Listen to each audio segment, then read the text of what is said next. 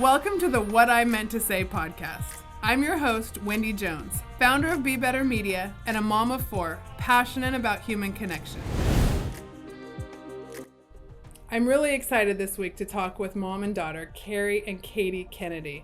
They are absolute powerhouses. Katie and Carrie talk about the lessons they have learned together on Katie's journey through collegiate sports. Katie plays indoor and beach volleyball at Long Beach State, graduated with a degree in psychology in June 2022, and will pursue her master's in sports psychology in the fall. Her mother, Carrie, is an oncology nurse in Hood River, Oregon, and has a beautiful perspective on what really matters and how to connect to people with compassion. Where we've come, right? We didn't even know this was I love that you guys are the first ones that I have here today, because there was so much when we first talked that I didn't know. I had no idea where it was all leading. I was like, oh, this is really interesting. Right. So I'm here today with Carrie Kennedy and Katie Kennedy. And we've been having this conversation now for over, gosh, you guys, has it been 2 years or one? I think we met fall 2 years ago. So if this fall, it would be 2 years. Yeah. So Katie read my blog, and I think you reviewed it for one of your psychology classes. Yeah. And so we connected through that, and I'm super thankful for it, for all of the friendship and amazing talks that have come since then. But I thank you guys so much for being here with me today on What I Meant to Say, and I'm excited for this conversation. Pleasure. So Katie plays volleyball indoor and beach at Long Beach State, and Carrie's her mom and an oncology nurse up in Hood River, Oregon. And I'm really interested. My North Star is generational healing. And I think there's so much to be said for, the parent-child relationship through the athletic journey. And so I started getting really curious about interviewing both generations in one sit down. And you guys were, of course, the first ones that came to mind. And I'm really excited to start this series and just see what we can learn from the way that, moms and daughters relate through, the pressures we put on ourselves, the hard things that we go through. As hard as it is to be a parent, it's also hard to be, the athlete, and there's struggles and there's triumphs and all of that thing. And how do we relate to each other through that? I just want to try to capture some of that today. So thanks again for being willing to do it, because it's brave, and I think it's hard to be real about the things we go through. So, but you guys have always shown me that, and I thank you for being here. Thanks. Excited. Yeah. So, Carrie, to start with you, I want to hear a little bit about what you do every day, because it sounds incredibly inspiring, but also incredibly challenging. Yeah. So, I'm an RN. I've worked at Hood River Hospital for my entire career, 28 years. So it's a small town nursing. I don't see the volume of patients that, say, in Portland they do, but I give infusions, IV therapy, and chemo to people that have a variety of diseases, from cancer to autoimmune, lots of different blood disorders. And I've done that the majority of my career. I've worked a little recovery room. Actually, I think I've worked almost in every department of that hospital. So, but I feel like my true calling is to be with the patient that I see repeatedly, and establish relationships with them and help guide them through their very tough journey. And I really believe it's an art form to be able to look at a person and their family and read them and see what they need. So yeah, it's a day job, 8 to 5:30 kind of thing. And I've seen a lot of suffering, mainly adults, but also some kids, which is an area where I just go, whoa, I don't know if I'd be cut out for that. But I've seen more suffering in a lifetime that, yeah. Yeah. and how, I know there's so much more to nursing, obviously, than the physical that you put in, and that you're hitting on some of that right now, just the emotional side of what you can provide. In one of the other conversations I was having just yesterday, we were talking about the difference between hope and optimism, and we were really trying to break that down. And, in a situation where you have cancer, of course you want to instill hope, but what are some of the things that you do when you really see the emotional struggle that people are going through beyond the physical nursing? Well, I marvel at the fact that they show up every day for the battle and the fight. I am constantly in awe at the human spirit to live. And we see a wide range of people that say no thanks, I'm not doing any chemotherapy, and to people that just want to go, full out fight it. And yet the people that resist treatment still end up showing up somehow. And I guess what I do is, it's hard to know what to say, right? To a patient as a nurse, or to a friend that's going through a tough time. That's their journey. And I think the most important thing is to just be there and listen for them. Um, and like you say, try to provide some hope and encouragement. But even when there's an elephant in the room that we know things aren't good and their life is going to be ending soon, just being there, letting them talk, and just providing that emotional support, and going there with them. It's tough now, we're so busy, we don't have a lot of time to sit chairside, but yeah, that presence sounds very key. Yeah, you have to have that you have that calmness about you, which is really cool. I mean, like, I'm just blessed with a skill to kind of talk to anybody. And I think that's why I love my job so much, and why I feel like it's a gift and a calling, is that's not easy for everybody to strike up conversations and to go deep quickly with someone that you've met maybe a handful of times. So I feel super blessed to be able to provide that for people. And I'm told, often, like, just with gratitude from people, that thank you, and I really felt a connection with you.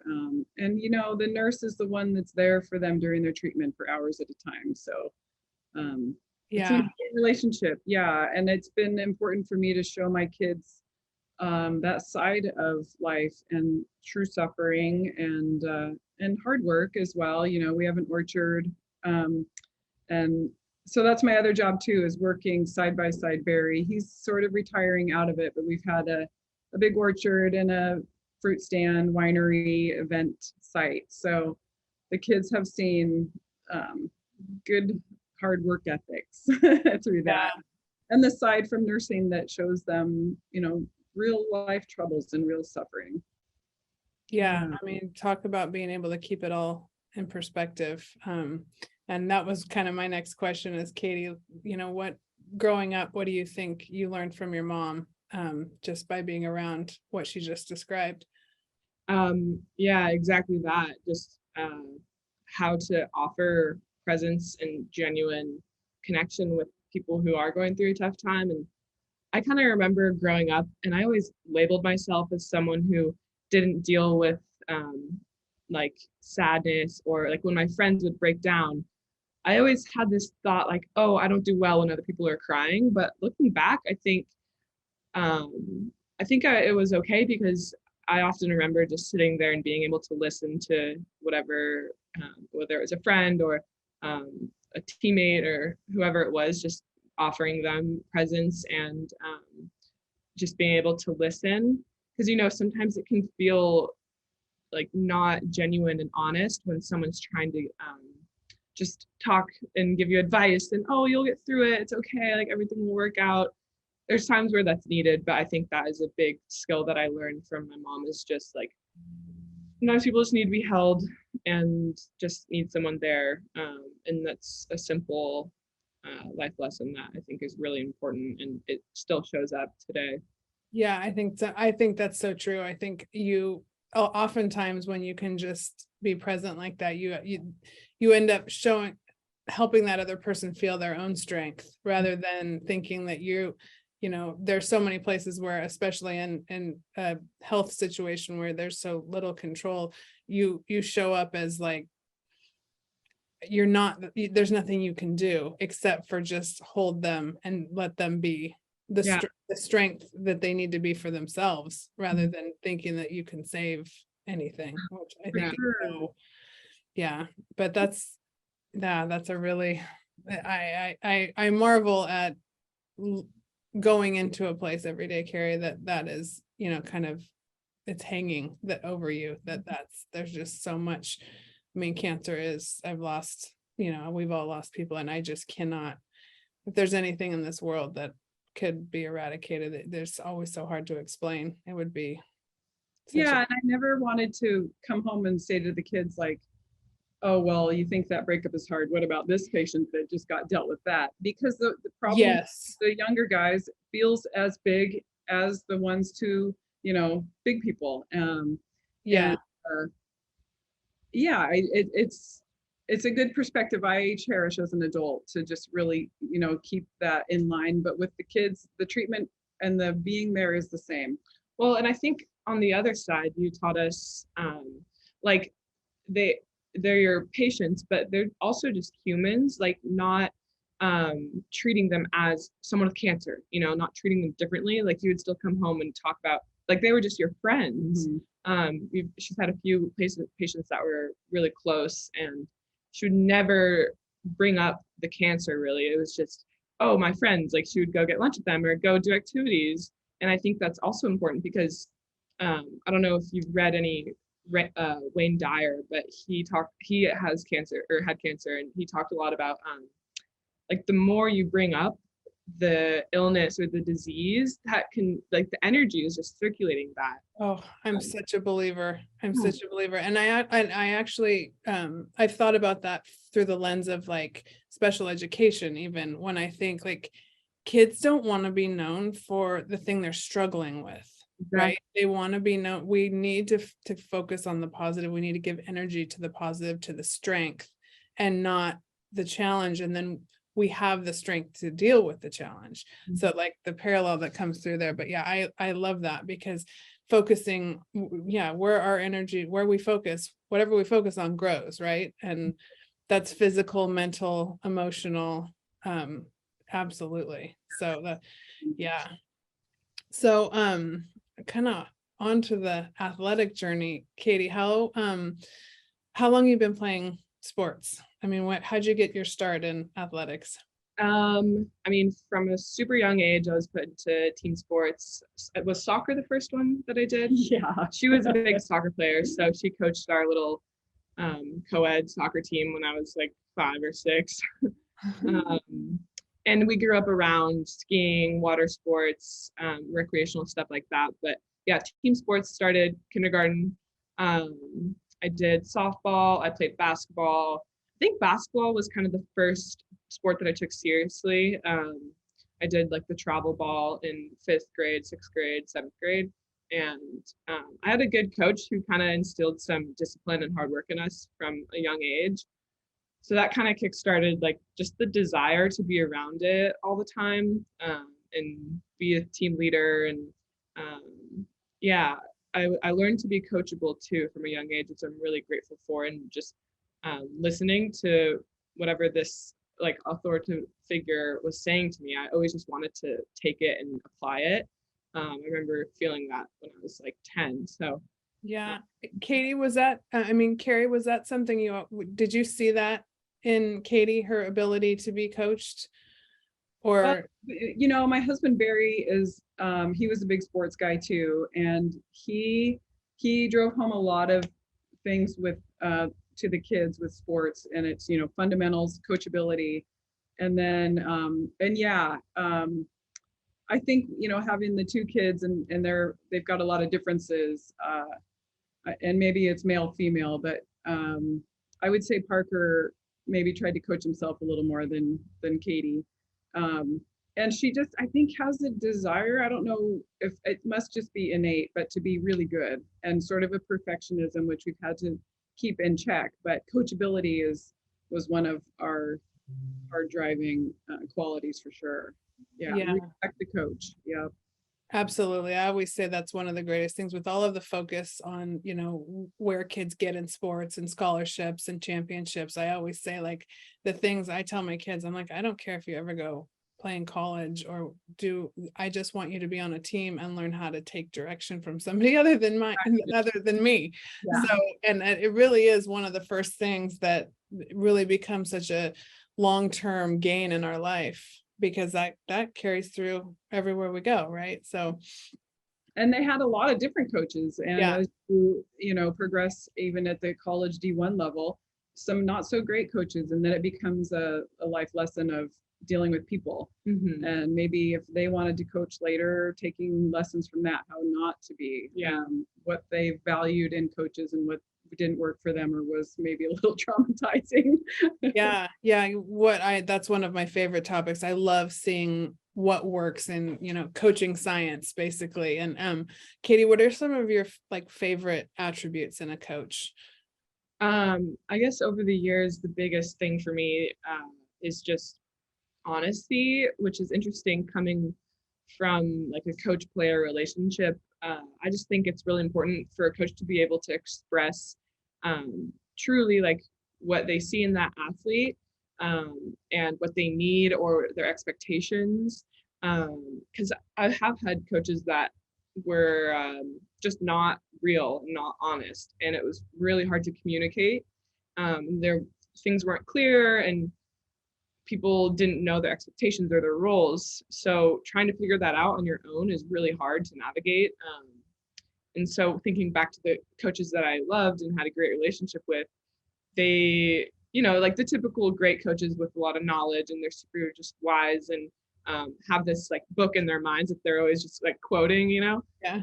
I've always loved that, but I think back to them, and they were also able to communicate clearly, be real with me and genuine, and see me as another human, not just someone that they're coaching, but make that human to human connection. And I found that to be really important, and helps develop kind of the whole team around that coach. There's a big support system.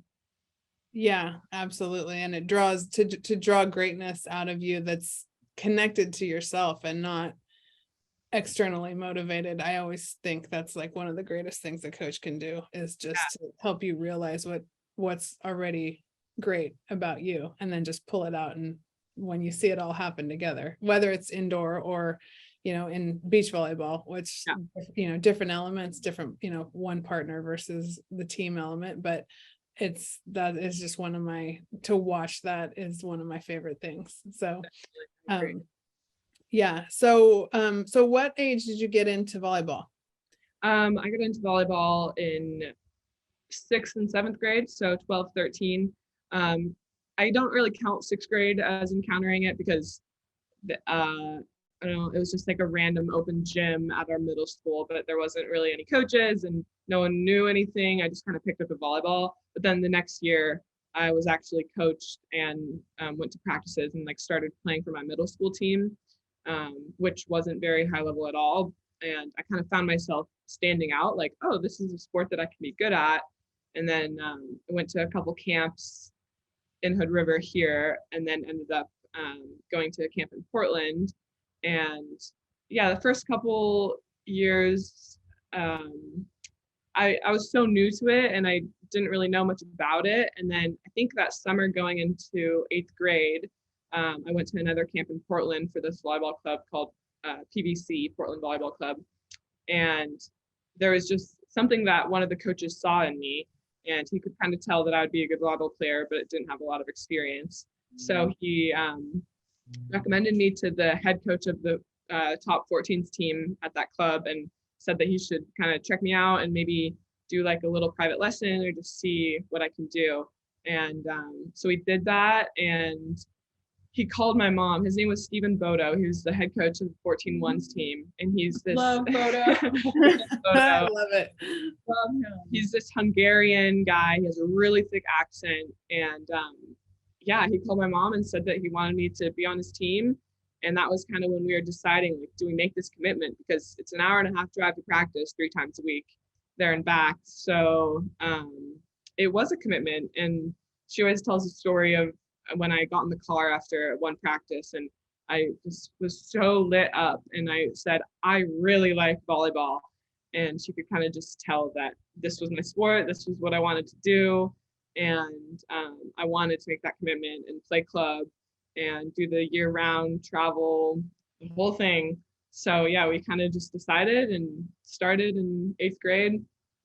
And he was a great first coach. He was really big on fundamentals, really big on discipline. And I don't know, it's interesting. Like, we're a bunch of 13, 14-year-olds, and he was nailing in the details of like walking in at the same time, single file lines, sweatshirt zipped up all the way. We had notebooks with our stats, with our goals, mission statements, like all these things that college coaches instill. We were doing this at 13, 14. So yeah, that was kind of my start to it. And it was and you were drinking that up. Like, did you like the structure? I know you well enough to go, I can see it on your face that did all of the girls on your team like no, not at all. And I kind of remember there was one tournament where we were in a team meeting and he said there's a couple girls who had been playing volleyball for a long time. They'd been at that club for a long time. And I think they kind of their egos were a little up there. And he pointed out to those girls, he said, look at Katie. She just shows up and she doesn't say anything and she does the work and she gets playing time. And there's no like, what was he called them prima donnas. He said, oh, princesses. Prima donnas or something. And that conversation, I will never forget that because he called them out. And he called you out though, and it made you uncomfortable. Like in a good way, like, yeah. But I never would think of myself like that. I was just doing. I thought it was an expectation that everyone had. And then I've always kind of been like that, where it's like, oh, why wouldn't you just listen and do the right thing and yeah, like on the path that you're meant to be? Like, I've always just, okay, like I'm just going. He was so upset by their attitudes though, and your hitting percentage was high. Yeah. And so he was connecting the two with showing up, doing the work, listen to the coach, get out of your head and off your high horse. He had a really hard time with that, and he just let it rip, and he called everybody on it. And I happen to think, and I've seen this in my own kids' experiences, I think, it's a fine line. And of course, there are coaches out there that maybe take advantage of being too harsh, but I do think that we are getting to a time where, especially when people want to make it to the levels of volleyball where you are, or any sport, learning how to take that kind of tough love coaching is part of the process. Oh yeah. And if that's not your personality, then you're probably not meant to keep rising through the ranks and make it to there, because really greatness comes from that structure and that discipline. And when there's human connection dovetails into that, like, to me, that's such a sweet spot, right? I mean, you need to know that that person's got your best interest at heart and has got your back, but you got to show up in the end, and with you having that personality. But I'm wondering how it made you feel when your mom says that, it made you uncomfortable, and you said in a good way, but at the time, did you think it was a good way? I think so, actually. Deep down, like when he would yell or get upset, I've never been super good at conflict, but deep down I would know, like, this is going to be better for us in the end, as a team, as a player. And yeah, I'd like to think that in the moment I kind of knew, like, all right, this is scary getting yelled at, but it'll be good for us. Yeah. Did that having that attitude create any kind of divide with the other girls on your team? Like, did you feel different or any kind of separation from them? A little bit. And I remember just the talk, even with the parents, there was kind of split half and half. Like, some people were like, we love him as a coach, he's the best. And then later in the year, I remember some talk like, oh, he's too harsh, like this isn't acceptable.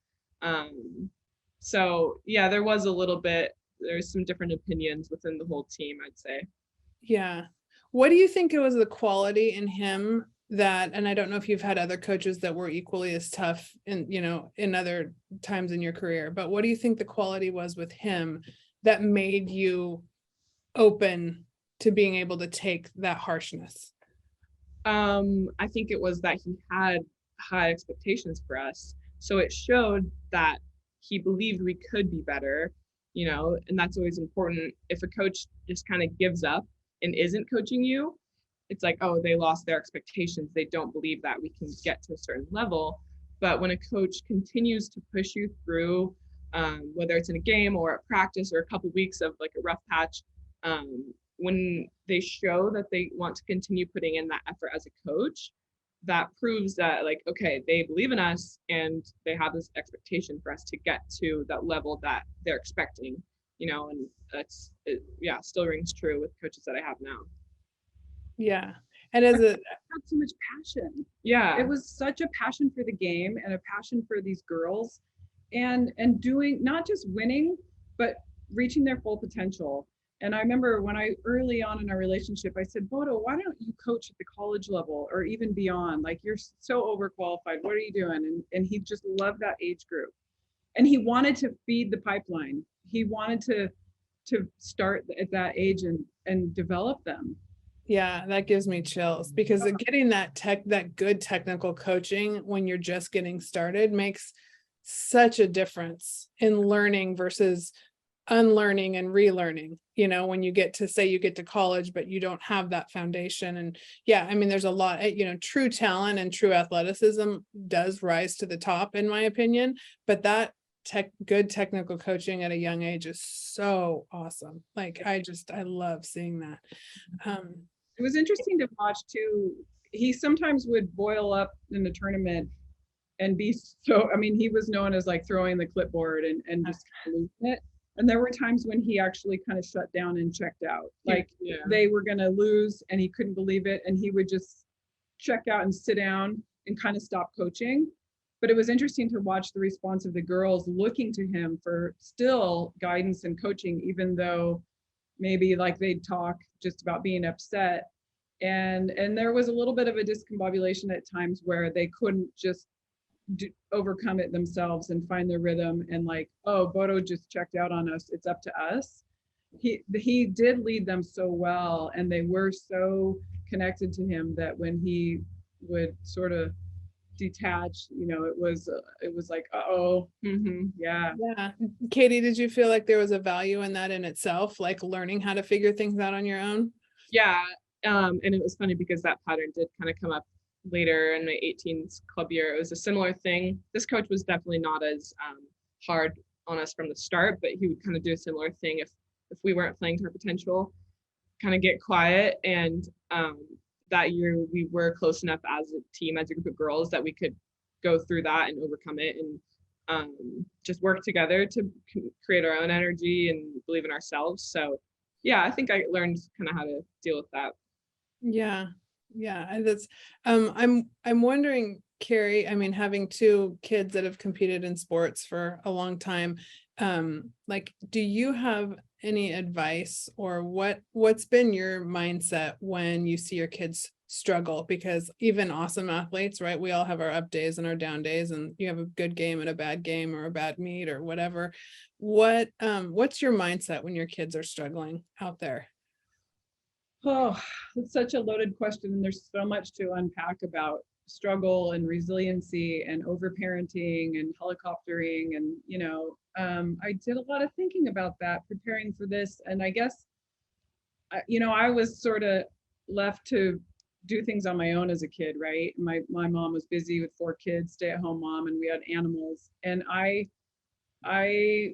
found my way through soccer, but also walked away from a college opportunity to play at University of Portland, which back then was like the number 2 school in the country. And I really, really regret that, because I didn't have the push from them. I didn't have the internet, and I didn't have the world at my fingertips. It was literally going to the college and flipping through catalogs. But so I think I rebounded too far from that with my kids, and overparenting and helicoptering and being more of a friend and like too much of a cushion for them.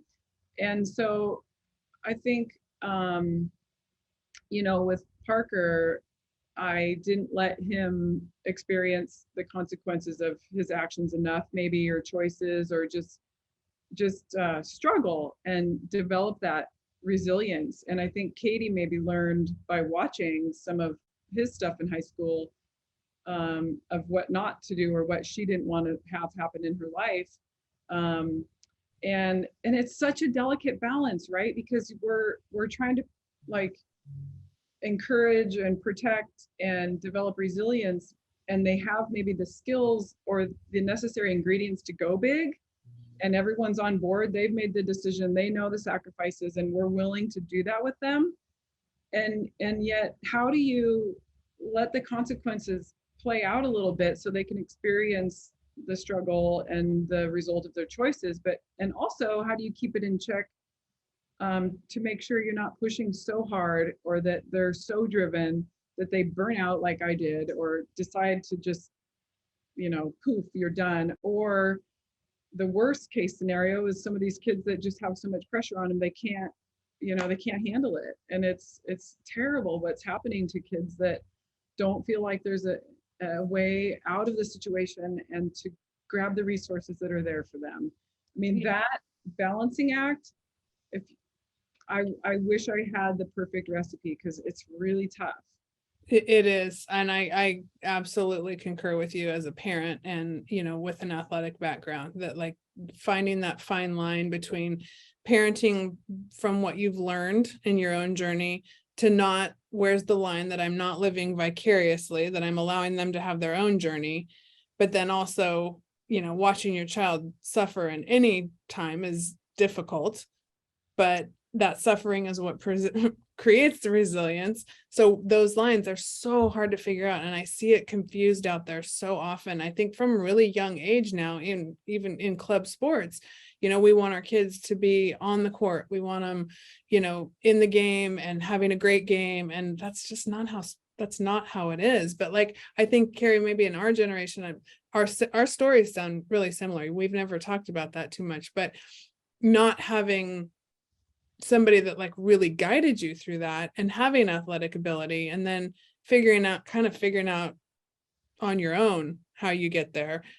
It's a really difficult place to parent from. And then you have these driven kids, and you mentioned perfectionism, and you start to run into these things, identity, you're more, how do you teach them that they're more than an athlete? How do you deal with the perfectionism? And I'm curious, maybe between the two of you, Katie, maybe you can answer this first, but when that perfectionism comes up for you, do you realize that that's something that's in you? And then do you have ways to kind of gain perspective on that? Or what are some of the coping mechanisms you use with that? I think over the years, I've kind of gotten over it, or I'm definitely not as much as a perfectionist as I used to be. In high school, I don't know, there was just something about my combination of school and sports and friends and life and hobbies and everything. I just wanted everything to be perfect and right, and like no mistakes, no bad things happening. And I do remember my parents telling me often, like, it's okay if you get a B. It's okay if you like make this mistake or whatever. I still didn't get a B, but a girl. There were many times where I did kind of step back and realize, like, okay, yeah, they're right. Maybe I do need to explore and make mistakes and learn through suffering. And I don't know, I guess there wasn't like a distinct coping mechanism. It was just getting through something that was challenging or out of my comfort zone, and being able to look back and see that like I am okay. And that's why I think over the last couple of years, I've developed a better sense of not having to be perfect, because I went through my junior and senior year of high school and freshman year and sophomore year of college making more mistakes than I had in the past. And here I am on the outside looking back, like I am exactly where I meant to be. and just believing that there is a beauty in hardship and mistakes. And yeah, I wouldn't have the experiences and the knowledge if I didn't go through those certain things. So I don't know if I would find like a coping mechanism rather than just like getting through it. And we've talked about this many times, but I've always just had an innate optimism, and I think that's why I connect with your stuff so well, is that's my whole life and personality is my optimism. So yeah, like while I'm going through those challenging things or uncomfortable situations, it's just this deep knowing that like this is for the better, this is gonna work out. Yeah. Hey, I hope you're enjoying this chat as much as I am. For more great content, courses, and lifestyle, go to BeBetterMedia.tv. Yeah, and I do think there's such a learning. I think sports gives us such a great, for lack of a better word, playing field to get out of our comfort zone and learn, test that resilience. And really there's no other way. I think if we don't test it, we sit there. And I always said I spent a good part of my younger life kind of waiting for the shoe to drop and being fearful of what if something bad happens. It was like a strange anxiety that I didn't really realize it at the time, but when I look back on it, I didn't believe in my own strength. And it wasn't until something really that like, okay, the worst thing that you think could happen happens. And the strength that you feel in that moment, all of a sudden it teaches you something so new and amazingly grounding about yourself, that if you don't have those moments, like then our life is just it's such a smaller playing field. Mm-hmm. So I love sports for giving younger people that place to realize how strong they are and come through those challenges. But it gets tricky for sure. Yeah. And I also her 18s coach, one time at a tournament, she played really uninhibited and really loose and really well. Yeah. And I wasn't there, but Barry said that Jack and Kalani looked at him and looked at each other, and they were like, "Oh my gosh!" And it was a fleeting set of volleyball where Katie just went off, and Kalani looked back and he said, "She's such a perfectionist." Yep. That it made her tight, and her approach to the ball, her arm swing, everything, she tries to do it so perfect that it's holding her back. And then the rest of the season was, how can we get Katie to play like she did in like, was that National Vegas or something? And I think that's such an interesting example of life too, right? You can't just hold on tight to the wheel and hope that nothing bad happens because everything's going so well. You have to just sometimes let it fly and open your heart, to all of it. That is so true. I always say, like, it's a huge lesson to live when you realize you're living to prevent what you don't want to happen versus living and working and living for the things that you do want to happen. It is such a different feeling. And the same thing, I've seen it in athletes, and I watch lots of college volleyball, and I always think like my favorite thing to see, and I can see it now, which I love, is just when an athlete's playing free.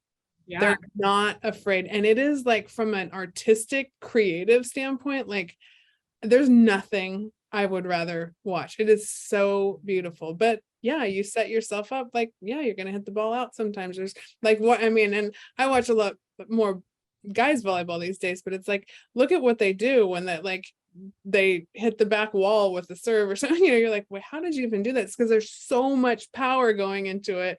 And it's incredible though. And just watching someone live with that, unbridled abandon is like, it's my favorite. The men's team at Long Beach, they kind of have their own language and some terms that's just like part of their culture. And like we know, as a women's team, we throw them around too. And they have a term, freed up, but they talk about it kind of in a joking way, like, yeah, freed up. And they throw it around at practice. And it's so true though. It's like the ultimate goal when we're playing, and all the skills, passing and setting and hitting and blocking, like we just want to be freed up because your arms are loose, your legs are loose, you can jump higher. Like it's such a distinct feeling. How do you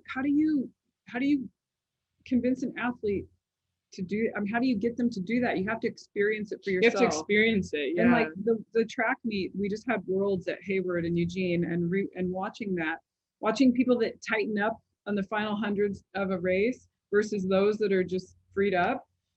Well, that's funny because I they always win. yeah. When I think my junior year was last year, I did track, but at our state meet, it was the very last meet of the year, and I ran hurdles. And I remember I used to run like with my fist closed and pretty tight. And on the last meet of the year, I opened my hands and I ran a PR and got third at state and was like, why have I never ran my hands open? And that's such a funny, like, technical example of like, just No, but it makes so much sense. And do you remember what it was that made you change? I think it was like literally my mentality of that. Like, I need to be free and loose and like open and powerful. Yeah. And like, this is it. This is my state meet. And I didn't know it was going to be my last year of track, but it's kind of funny looking back that that was my last race that I ran. And it was like the most free, and it was my PR. And like, yeah, it was kind of funny how it all ties together like that. Oh my gosh, yeah, totally. So so you have how much time you have you're just you graduated from Long Beach, but tell us where you're headed in your career now. Yeah, so I graduated in 3 years. I kind of sped up my degree, and I had a lot of credits in high school. So I was able to complete my bachelor's in psychology in 3 years, and I have 2 more years of eligibility because we got an extra one for COVID. So I found a master's program at Long Beach in sports psychology, which is exactly what I want to study. And it's a 2-year program. So all the pieces fit together. I have 2 more years of both indoor and beach. So yeah, that's what I'll be doing at Long Beach, playing indoor and beach for the next fall and spring, and getting my master's in sports psychology. And then, yeah, after that, right now I'm pretty passionate about volleyball, and I have a strong desire to play overseas and push myself to that highest level. And I don't know, like it's a possibility. And I just want to travel and experience other cultures. So like, why wouldn't I go play a sport that I love in another country? Like, that would be such an amazing experience. So that's the goal right now after I graduate. Really, really cool. And your season, so indoor season will get started here. When are you headed back to California? I'm going back Saturday, but our report day is August 8th. So yeah, that's when double days will be in full swing. I'm excited. I'm so excited to come watch you guys this year. It's going to be really fun. Yeah. And your new coach was one of Luke's club coaches for 2 years. So Tyler coached Luke at 17s and 18s. Yeah. I know I haven't got to experience much of his coaching because in the spring, he was coaching us in the spring, but I was playing beach, obviously. So we've had some great conversations already, and we really connect, and I'm excited to work with him as a coach. It's going to be super amazing. Yeah. Yeah. One of the questions I wanted to ask you too, Katie, is advice that you would have for somebody like a high school girl who's looking at, wanting to play sports or, volleyball in college. What's the biggest piece of advice you would give them? I think, it sounds kind of simple and cliche, but when I look back into my years, I would just say, like, stop seeking the future so much. And everyone says, yeah, stay in the present moment and enjoy your time. But I think that is really important. And to just trust that the progression will happen, like level to level, going from 16s to 18s. It's always so scary. It's like, oh, I'm going to a new age group and like the level is going to be a lot higher. And then 18s to collegiate volleyball, and like that jump. I remember myself always like looking to the future, like, what's it going to be like? How do I get there? How do I get better? But just being able to trust that the training you're going through and the experiences you're getting at the exact level you're at will progress into the next step of the career. So yeah, just in simple terms, staying present. Yeah. What do you think, and you're just this is coming to me now, but what do you think where's the sweet spot for you between like setting goals, saying, okay, I want to go play in Europe or wherever that next place you want to get to, setting goals and staying present? Like, how do you realize that? Yeah, I think about that a lot. I love setting solid goals and like literally writing them on a piece of paper and listing out kind of what do I need to do to achieve this goal. And I think that's important in order to stay present, is if you write it out and create steps to take, then you have that there and you have a game plan. And then from there, you're just focusing on the game plan. And I don't remember what author it is. I think the book is called High Performance Habits. I forget his name, but he's pretty big on that. Like each day should be kind of a mini step to whatever the ultimate goal is. And maybe you can break it down into like sub goals into the weeks or months. And then for me, that's just kind of like, I don't even realize that I'm working towards my goal because I'm present in the current work that I'm doing.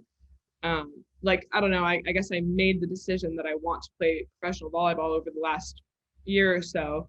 And after making that decision, I'm not thinking like, all right, I have to work out because I want to play professional volleyball. I'm just thinking like, this is my daily goal right now, is to get this workout in. And yeah, kind of just like go through the everyday routine and habits and like things that are building me up to be a better athlete overall. And then over time, that will lead me to my goal because I decided that I wanted to get there. Yeah. And so consciously, I'm just working towards it every day, you know? I think it is an interesting balance. So yeah. I love what you're saying because it reminds me of something I say all the time is like, just do the next right thing. Yeah, exactly. It really like combats overwhelm and it brings you back to presence. But when you've set those things out there and you know where you're headed, you know what the next right thing becomes a lot more clear. Yeah, So, and it can go deeper on a spiritual level with all of this stuff. Is like if this is your path, and you know, there's so many terms that can be used for it, dharma, calling, like just kind of like what you're meant to do, then I really do believe that it will work out. Like I feel called to play professional volleyball, and I really do feel like that's my ultimate path. And I trust in God or a higher power, or like however you want to say it, that I will end up there, and that the steps that I need to take will be there for me. And it's up to my like hard work and abilities to get there, you know? Yeah. And I think I have one more question along that line for you that, you know, with everything that you're saying, like you really set yourself apart with, I mean, I can just knowing you and with your work ethic and your groundedness. And where is how do you keep a bond? Like, do you ever feel so like different from maybe what's going on in the world, or like there's all the pressures of, you know, social and partying and, you know, and you're young and you're meant to have fun and you're meant to have great friendships. And I would never say like, and when you're 20, don't act like you're 40, or, you know what I mean? Like, but there are different paths, right? And sometimes when you take one path, you start to feel kind of alienated from another group, or maybe they feel alienated from you. And when those are your teammates, like, do you have any advice for when you have kind of different lifestyles and different goals within a team and how you can bring those people together? Yeah, for sure. I've dealt with that a lot. Yeah. I mean, what I've learned is just being 100% my authentic self can help others without me knowing it. And I mean, a lot of spiritual teachers talk about this concept of not trying to turn other people's light bulbs on for them. You know, it's hard when you want people to kind of join you on your journey. Like, guys, look, like there's this amazing life that we can have. But if you're going out of your way to try and change someone, like open their eyes for them, that's just going to make the whole process a lot harder. So I've realized that as long as I'm showing up to practice in my daily life as my 100% authentic self, I'm slowly, whether I know it or not, making an impact on my teammates and the people who are close to me. And this kind of came up, I think it was my freshman year. We did this activity where someone hung up blank sheets of paper on all of our lockers, and we all went around kind of throughout a couple weeks writing what we loved about those people, anonymously or not anonymously.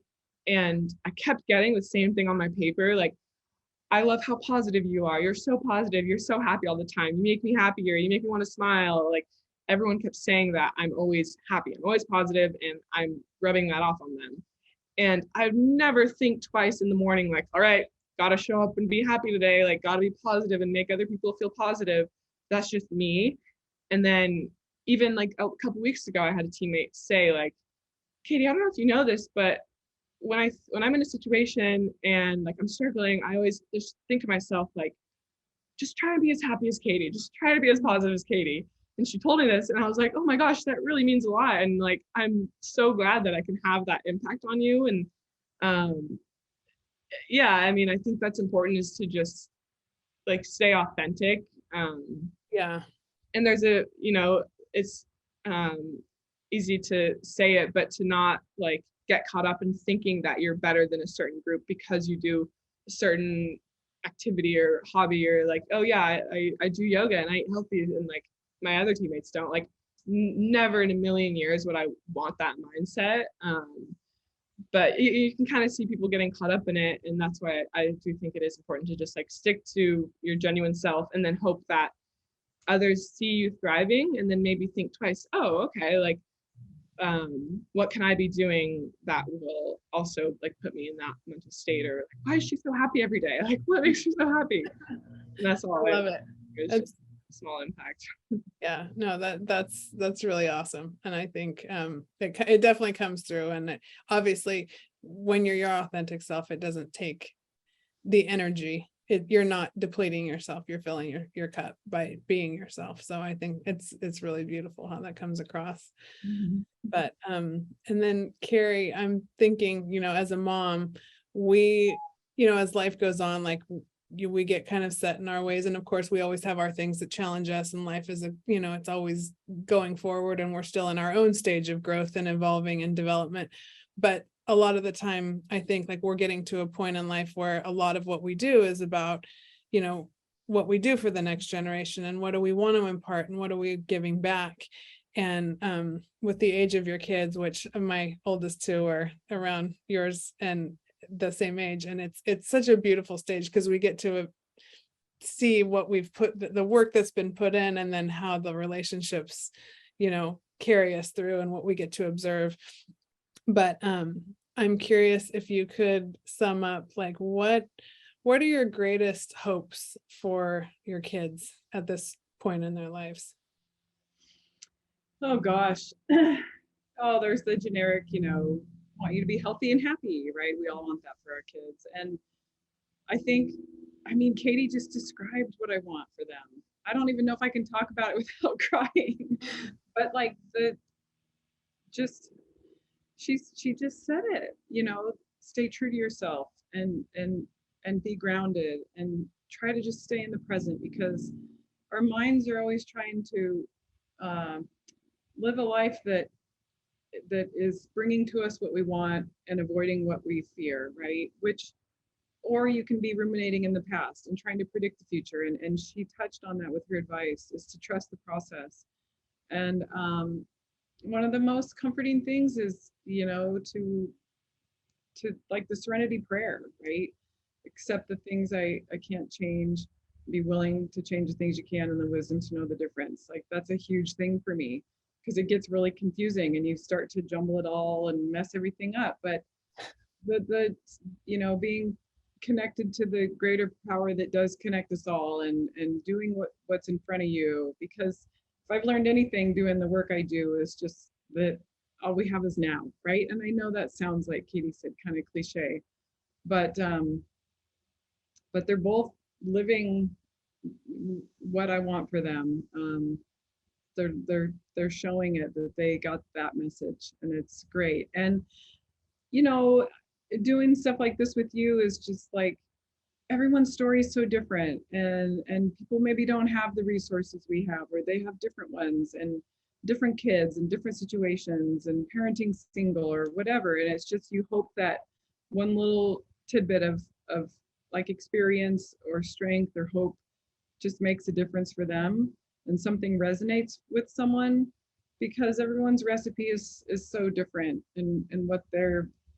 Yeah, the interesting thing, the more stories I hear, and the reason I do this is because I really believe that stories are such a powerful way for people to connect and to learn, because they're so disarming. And I do think they're so different, but there's also this like beautiful universal truth that runs through all of it, right? We just want to be connected, and we want to understand and belong, and that's what comes through in these stories. And I love having a place now where I can help people see what I see, because it's so different than what you turn on the news, and it's all bad. And yet everywhere I go, I meet people like you guys, and the stories are really connected. And so, yes, we all have different paths, but there's so much universal truth in these stories. And so I thank you for being people that are willing to share them, because it's really powerful, and you guys are so open, and I'm really grateful for that. So thank We're you. grateful for the work you're doing too, Wendy. It's such good stuff. And like you say, there can be a lot that we look at on our screens that is very discouraging, upsetting, and throws you out of the present moment. And if there's any wish for the younger generation too, it's just like, guys, put the phone down and please don't believe anything you see on there. And just, it's this stuff. Yeah, it's the relationships that we build with people, and that we're building generation to generation. And that's why I'm going to say, when you texted me yesterday and we were going to talk, and you said, I'm going to go jump in the river with Katie and her friends, and I was like, oh my gosh, that is so awesome. Like, it's that stuff that like lights me up, because that's more important than just about anything that we can be doing. So I love seeing the relationship you guys have, and I want people to see like how, yes, it runs through sports, and you've had all these experiences together as parent of an athlete and an athlete, but there's so much more to life, even when you're on this athletic journey, than being that athlete, or just the grind of athletics. There's so much more to that relationship, and to what you can share with people. Sure. And when we had this talk with the kids when they were in third and first grade, as guys, do you want to take this route with sports? Are we doing this? Are we doing the and like you have, like with Kate in theater, I mean, you could have discussions with all those parents and they'd be so similar. Yeah. It's and it really does come down to having a passion, right? It's like having something that is constructive, that takes up your time, that teaches you how to work, that teaches you where you want to focus, and how to take direction, how to organize your thoughts and your creativity, and your body. And look at all that you've learned through nutrition, and feeding your body, but like feeding your soul, and all of the things that if you have something to grab onto that you're really, really passionate about, all that other stuff filters in. It's just the lens, like you're looking at it through the athletic lens. Whereas I've watched Kate now go from athletics to theater, and she's looking at all those same things through what she's passionate about. And that's the thing that I really learned as a parent, is just help them just open the book and let them see what they're passionate, let them discover what they're passionate about. And then we just get to support that journey.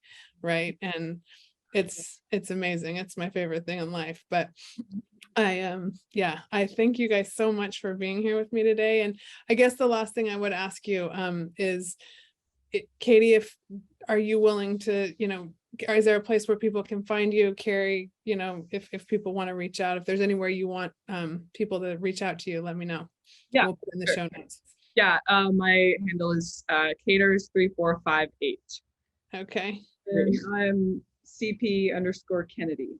Okay, cool. We'll put it in the show notes. But yeah, I love the relationship we've developed. I'm so glad you read my blog, Katie, and then we finally got to meet each other in person last summer, and we'll keep it going from here. But thank you guys so much for joining me, and thank you, Wendy. We'll see you soon. I'll definitely be watching your games this year. I'm excited. Sure, me too. All right, thanks guys. Thank you. Thanks. Thank you so much for listening to What I Meant to Say.